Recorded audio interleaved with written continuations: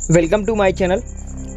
दोस्तों, इस वीडियो में आज हम लोग राग ज्ञान से संबंधित यहाँ पे क्वेश्चंस कवर करने वाले हैं। जैसा कि हमने आपको बताया था कि ये पूरे में 1000 से 1500 क्वेश्चंस की सीरीज लेके आऊँगा, जो कि आपके म्यूजिक के कॉम्पिटिटिव एग्जाम्स को लेकर के बहुत इंपॉर्टेंट क्वेश्चंस रहेंगे।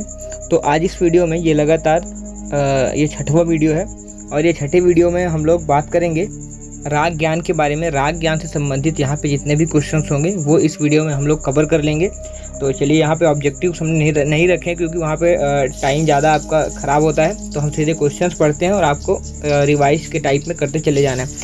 तो सबसे पहला हमारा क्वेश्चन यहाँ पे है कि आरोही किसको कहते हैं। पहला क्वेश्चन है कि आरोही किसे कहते हैं। तो स्वरों के चढ़ाव को आरोही कहते हैं। कैसे?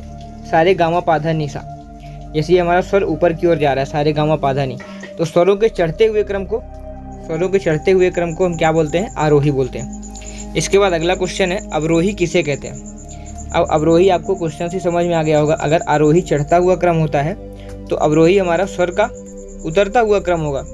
जैसे यहाँ पे हमने सारे गामा पाधा नी की तरफ गए और यहाँ पर अब इधर से चल रहे हैं, नी धा पा मा गा रे सा, इधर चल रहे हैं। तो स्वरों का जो उतरता हुआ क्रम होता है उसको हम अवरोही कहते हैं। इसके बाद अगला क्वेश्चन है कि स्थाई किसे कहते हैं। स्थाई गीत के पहले भाग को स्थाई कहते हैं। जैसे कि हम कोई गाना गाते हैं तो चीज़ें होती हैं स्थाई और अंतरा, दो भाग होते हैं गीत के। तो उन दो भागों में से पहले भाग को हम स्थाई कहते हैं और दूसरे भाग को अंतरा कहते हैं। अब अगला क्वेश्चन हमारा अंतरा किसे कहते हैं। जैसे कि हमने अभी आपको बताया गीत के दो भाग होते हैं, एक होता है स्थाई और दूसरा होता है अंतरा। तो पहले भाग को स्थाई कहते हैं और गीत का जो दूसरा भाग होता है तो गीत के दूसरे भाग को हम अंतरा कहते हैं। अगला क्वेश्चन हमारा है कि वादी स्वर किसे कहते हैं।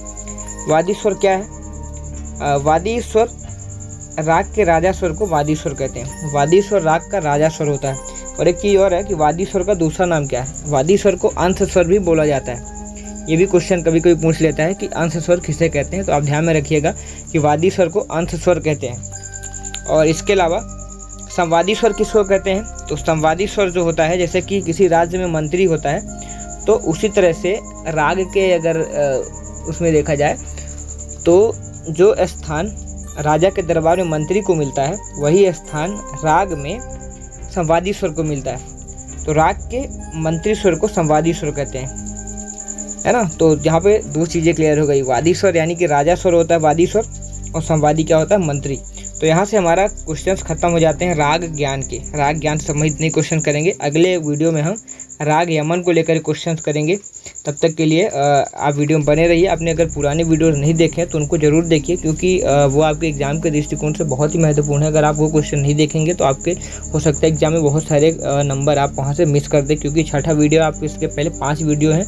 आप उन वीडियोज़ में हर टॉपिक बाई टॉपिक हमने MCQ लगाए हुए हैं। तो आप जिस टॉपिक के ऊपर जाएंगे, जिस वीडियो के ऊपर, आपको एक टॉपिक का पूरा आपको MCQ मिल जाएगा और वहाँ से देख सकते हैं और अपने पूरे क्वेश्चन सॉल्व कीजिए वहाँ से और एग्जाम में अच्छे नंबर लेके आइए। धन्यवाद। थैंक्स फॉर वॉचिंग वीडियो को। अगर अभी तक आपने लाइक नहीं किया, चैनल को सब्सक्राइब नहीं किया तो वो भी कर दीजिए।